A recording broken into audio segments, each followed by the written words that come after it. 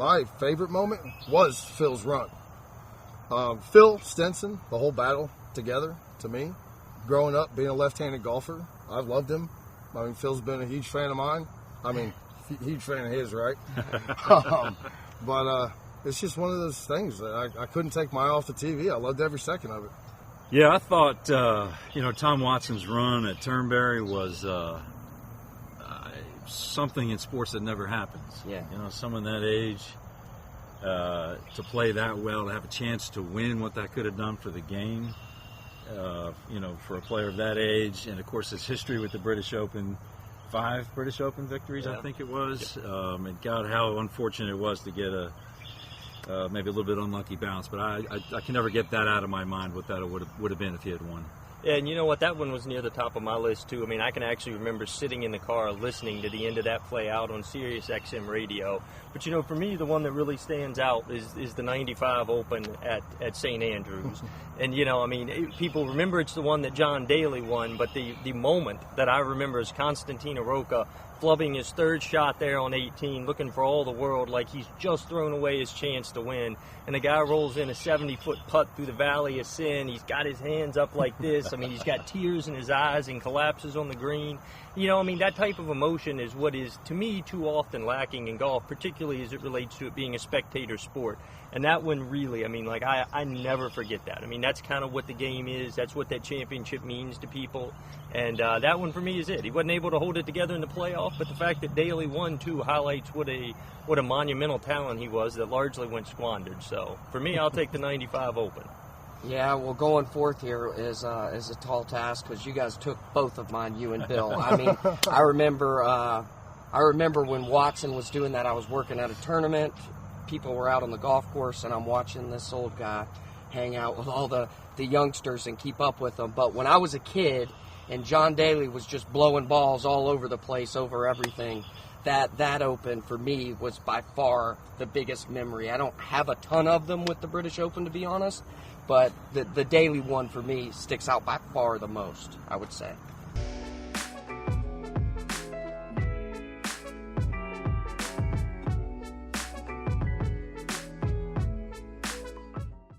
I think this Open Championship is wide open. There's a lot of players that are stacked and primed to win. I tend to look at karma a lot, and I like Sergio Garcia this year. Sergio should have won at Carnoustie in the past. He's married now. He's got a child. I think his life is in a good spot. He had a couple of good finishes on the European Tour, and I think he's got a score to settle with Carnoustie. You know what, Bill? It's funny you say that because that's exactly what I was thinking as well. I mean, he's got 10 top 10 finishes in the Open. He really, of all of his near misses in the majors, the one in 2007 at Carnoustie is really the one that has to haunt him. I mean, I don't want to say he gave it to Harrington, but he came pretty close to doing it. And like you, I think he shed his major baggage, and I think he's the guy to watch this weekend. He's certainly the best links golfer in the world that's not won that trophy, and I think he'll do it this weekend. I hear you. I wouldn't pick him. He's not my pick. The easy way out by far is to take Dustin for some of the reasons we were just talking about with Daly. I think he can kind of, blow the ball everywhere, wherever he wants to go. At the same time, he can hit those long irons and stuff and play some about as good as anybody. He doesn't really have any big time weaknesses out there. If we're looking at other people and long shots, I like both Rose and Casey too. They're just sitting there waiting to do something all the time. So I like those guys. I'll shed the Dustin Johnson because that's the easy way out. And I'll take, if I'm picking one, it's going to be Justin Rose. For you, Justin Rose is the easy way out. The next time Ryan doesn't pick Justin Rose to win a major is like the next time the sun doesn't rise in the morning. He's always there, man. He's always there. Your bookie's made a lot of money on you betting Justin Rose. I'm going to take the easy way out. One, strictly because of Dustin Johnson's ball flight. I mean, the way he hits it, just that low piercing ball flight through the wind, Carnoustie, not overly long. I think, what we need to see, we're going to see a lot of long irons. And somebody who can hit that low ball flight, the old Tiger-esque little knockdown 2-iron, hit it low, let it run. I love him for that. Now, Sergio, obviously, great choice. Justin Rose was on, in my top 5, and so was Paul Casey, because Paul Casey's been playing pretty well up to coming up to now. Justin Rose, well, he's Justin Rose. When's he never not on the first page of the leaderboard in the major? So, but I'm going to take the easy way. I'm going to root for hometown guy Dustin Johnson. You're kind of an easy way out kind of guy. I think there's one guy too that's playing hard and fast. It's a bit like all Australian golf. Watch Mark Leishman. I don't know that he'll win, but I think he's going to be in the hunt. He's been playing really well. He's long overdue, but I think Sergio, my man Sergio, is going to take it.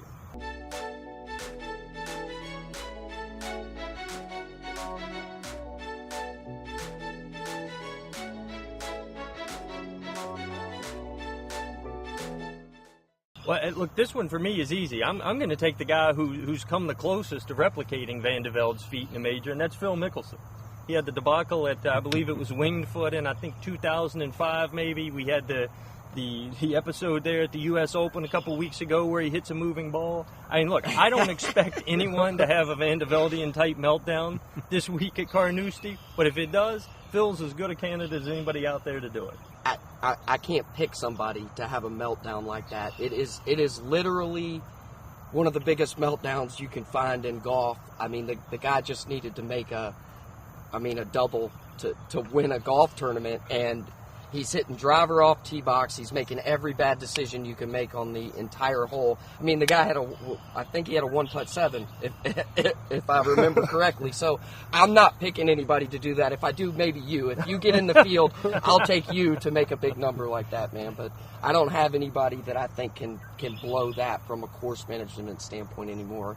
All these people with their caddies and players, they're too smart to have something like that happen to them. Well, we're talking about a meltdown that, will last forever.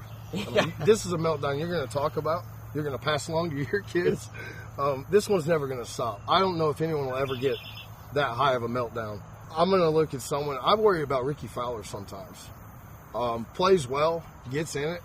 He gets real, but then sometimes he just hits that brick wall, if you will. I mentioned karma before. It's like that dreaded S word. Like, we don't want to talk about it, and I don't even want to talk about somebody maybe doing that because that was of epic proportions. But I do think Tiger's playing well. Those fairways are hard and fast, and if you get a high right or a low left late on the day on Saturday or Sunday, you're in a lot of trouble. And I think Tiger's going to play well, but I think he's going to hit one sideways. It's going to end up across the railroad tracks there. So I don't wish that upon him, but I do worry he still has a couple things to work out. I'll tell you what, though, if there's a course that karma owes him one on, it's Carnoustie. True. Remember, he got the hard right on, that Saturday in 2002 and kind of derailed his dreams of winning the calendar year slam. So that's true. I'm with you. I'm rooting for him to play well, and I don't expect it, but maybe if fate smiles on someone this weekend, it'll be him, and it'll be good for the game and certainly for the British Open's ratings. Yeah. Well, distance, he's got it. Obviously, he's longer now than he has been. Good long iron player off the tees, 3-wood. One of the best things might be the fact that the driver can probably stay in the bag. Tiger's not a bad pick. Not mine, but other than the fact that he's about as solid with a putter as I am over an 8-footer that matters. I bet he doesn't have all the movements you got while they're going in.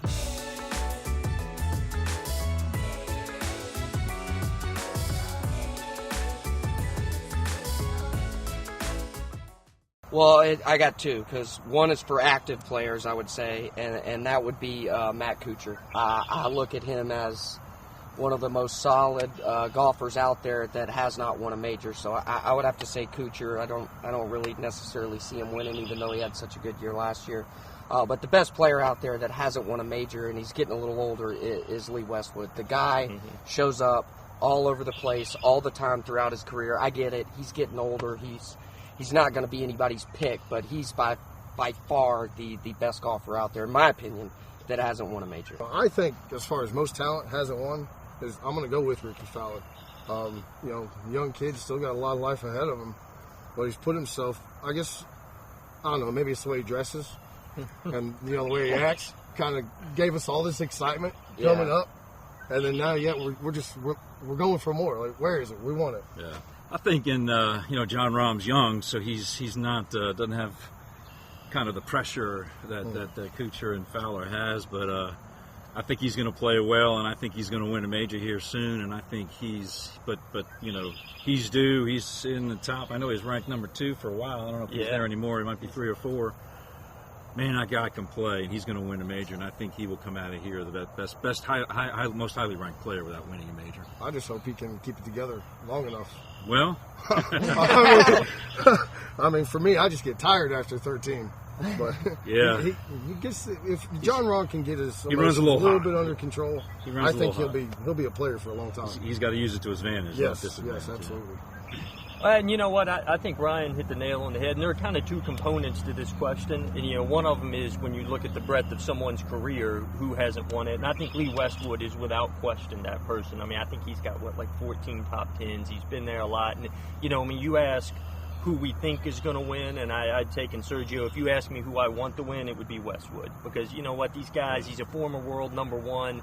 Fairly or unfairly, winning a major provides a validation to someone's career. Like his good friend Darren Clark jumped up and grabbed one on us, 2011 or 12? And I'd like to see Westwood do that based on some combination of current talent and where they are in the lifespan of their career.